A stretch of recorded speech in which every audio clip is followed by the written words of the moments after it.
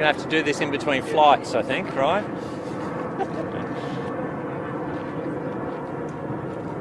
Good. It's great to see all the planes back though. Hey Jordan, how are you? See you lurking behind the light there. It is nice, isn't it? Cold mornings. All right, we good to go? Do you want sound there? You're all good to go? Okay, look, great to be here with Mick de Brenni, Minister for Energy, Jonty Bush, our member for Cooper.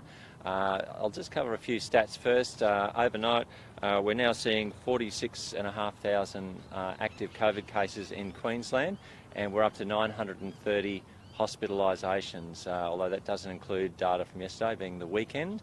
But there is concern there about the third wave. So we are encouraging people where you can't social distance to consider wearing a mask again. We want to protect the vulnerable people in our community. While there's plenty of people who have had COVID who probably don't feel so vulnerable about COVID, there's still a lot of people out there who have got health conditions who do not want to get COVID because the consequences could be much worse for them. So we just reiterate, particularly if you're on public transport or if you're in closed spaces, please wear a mask. There is a lot of COVID out there at the moment, and we do want to knock the top off this third wave as much as we possibly can, and the only way we can do that is with everybody helping out just that little bit more. So thank you to everybody out there. It's been a real marathon when it comes to COVID, 2.5 years now. We would all like to feel like we're out of it, but we're not just yet. So with winter, everyone's indoors a lot more, so the risk is higher. So if people consider masking up, that would be a really positive thing. Today we're announcing that we've now hit a really amazing mark in terms of the number of electric vehicles on Queensland roads. We only saw about 500 on the roads in 2017. 5 years later, we're now hit 10,000 electric vehicles on Queensland roads. That's nearly a 2,000% increase in the number of vehicles in only 5 years. So people are onto it. This technology is not just better technology, it is a really important part of combating climate change by shifting to clean energy in terms of our private motor vehicles, and you can see them on the roads. They're everywhere you go, and the numbers are growing. So great to see Queenslanders getting into electric vehicles, and of course the more electric vehicles that are purchased down the track, the second-hand market for electric vehicles will continue to grow. So I want to thank people who are interested in this space. We've seen a lack of leadership federally for quite some time under the previous Prime Minister, who ridiculed this new technology. But now with the new Albanese Labor government, they've promised to remove import duties and fringe benefits tax on electric vehicles. So we look forward to working with a federal government that's interested in acting on climate change and have got very strong policies in that regard. And what we need to see is to accelerate even further. That's why in Queensland we offer a $3,000 rebate for people with buying electric vehicles under $58,000 to get more units out there and to reduce the level of emissions going into our atmosphere and acting on climate change. So this is a really important issue. And what we're seeing over the next 12 months is stage 3 of our electric vehicle superhighway being extended right throughout Western Queensland. We'll see the first electric vehicle station opened next month in Kingaroy, and then we'll see others opened in places like Longreach, all the way along the Flinders Highway out to Mount Isa, all the way along the Capricorn through Barcaldine, Longreach, Winton. We'll see Cunnamulla, we'll see Blackall, we'll see Emerald, we'll see Dingo. All these different places over the next 12 months will have an electric vehicle charging station, so that when you go out west in your EV, you've got that power supply to make sure you can get those long distances in Queensland. And that's a really exciting thing to see such a vast state like Queensland being able to cover electric vehicles. I've got my colleague here, Mick de Brenni, who's the Minister for Energy. We've worked very closely together on our electric vehicle strategy. He's been a really important part of a range of elements to the strategy, and I look forward to a few comments from him. Mick. Well, thank you very much to both Mark and to Jonty, who are both huge advocates of giving Queensland motorists the choice to adopt clean fuel technologies. Of course, Queensland motorists are seeing the rising costs of liquid fuels, and global supply challenges mean it's more important than ever to give that choice to switch to an electric vehicle. Of course, we know that there is only a 14-day stockpile of liquid fuels, but there is a never-ending stockpile of clean, renewable fuel in Queensland, thanks to our outstanding renewable resources, the great Queensland sunshine, our wind resources, and of course our publicly owned electricity companies.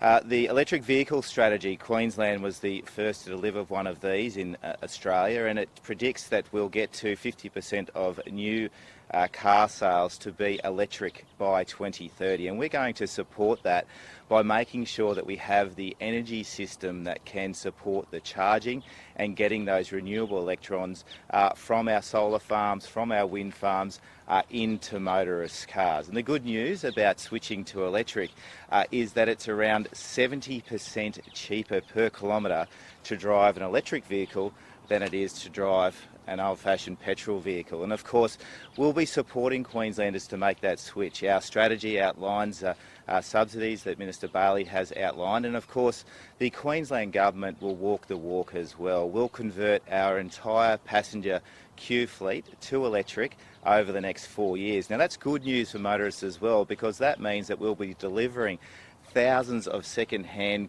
quality electric vehicles to Queensland motorists each and every year.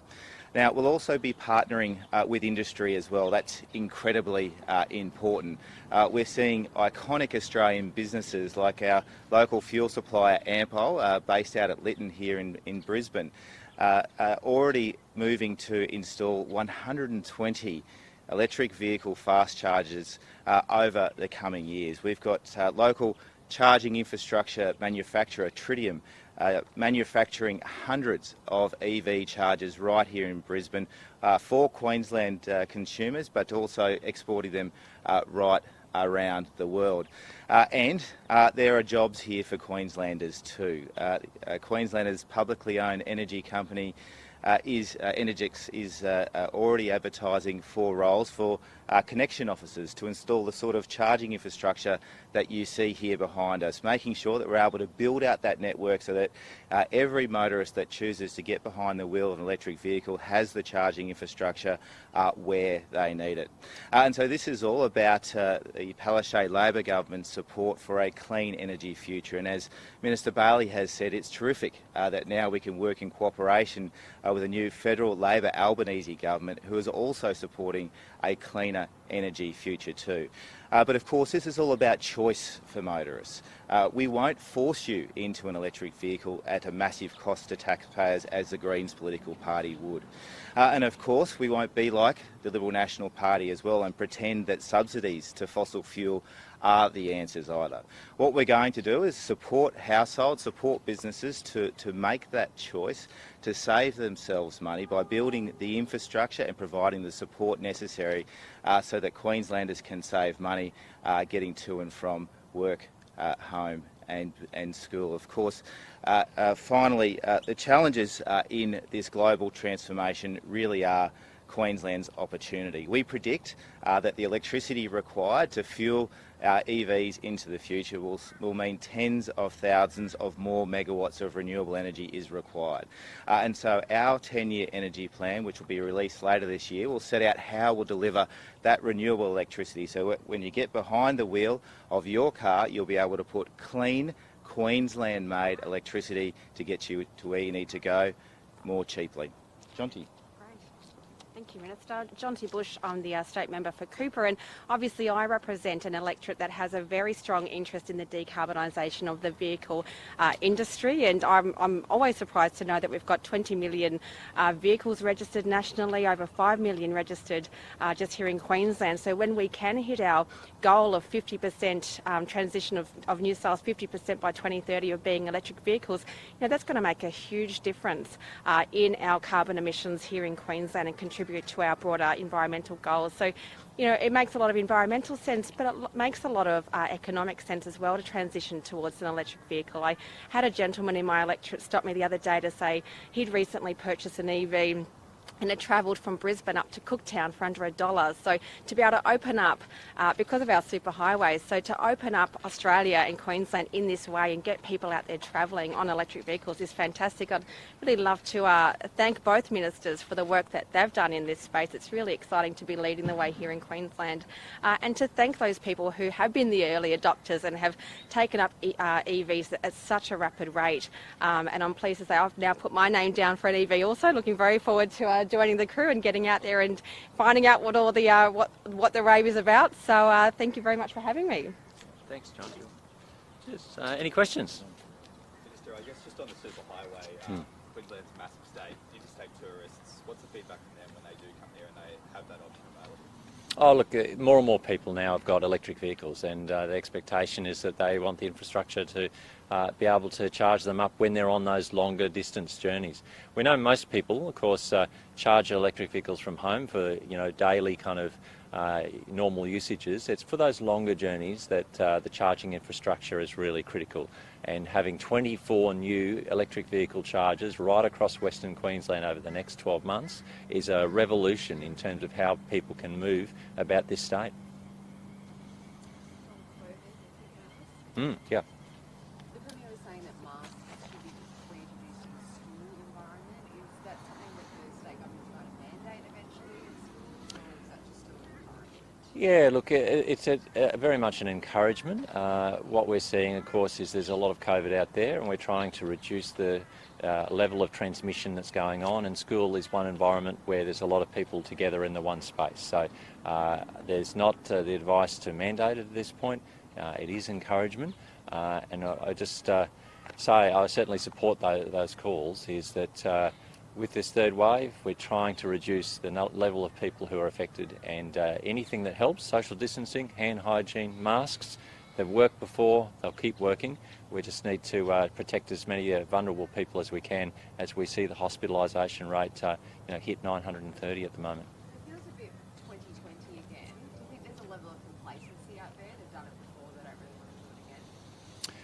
Well, I think the big difference between now and 2020, of course, is the vaccination rates are very high, but that still means that there's people out there who are vaccinated who have health conditions who are still vulnerable. So they're the people we're thinking about in particular at the moment that we want to protect.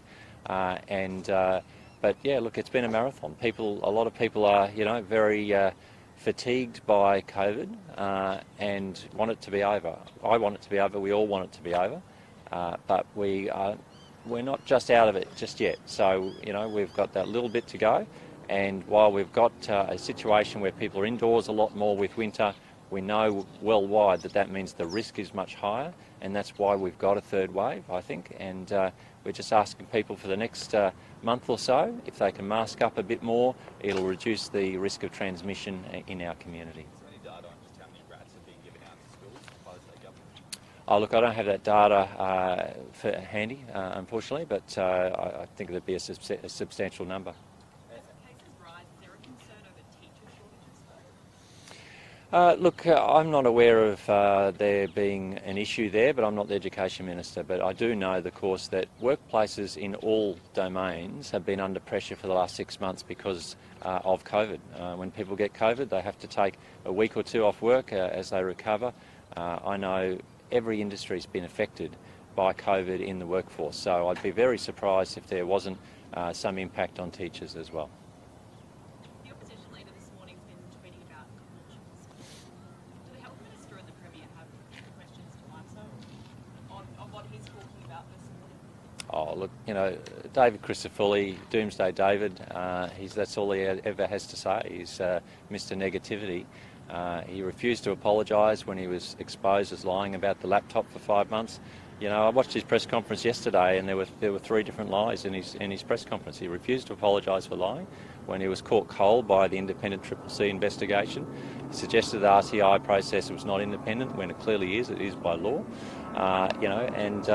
he was also suggesting that he was not aware of any review into the March floods, when that's been announced many times. There's been public meetings. I mean, he lies constantly in his press conferences. Let's wait for the plane. Great to see the planes back, of course.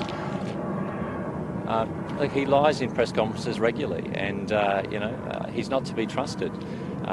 There is an external investigation into the Caboolture Hospital matter, as is appropriate, and I don't think it's appropriate for me to comment any further while that external investigation is underway.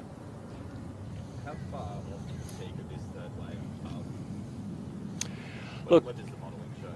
yeah, look, this is a live and dynamic situation. So I know the Chief Health Officer and Queensland Health are monitoring this very closely, and they have expressed publicly as early as they possibly can concerns about the third wave, and hoping people can wear masks more often and make sure they social distance, hand hygiene, those sorts of things. So nothing is certain about this.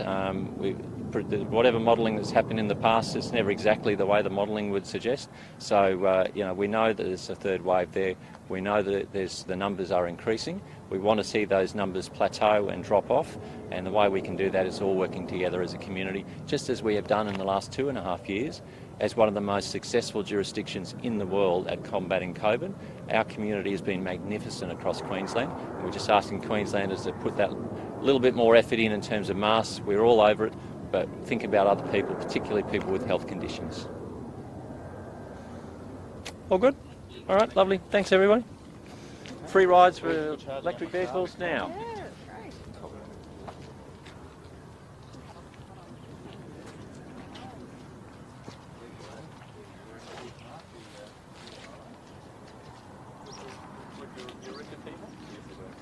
As I said, we're hiring more.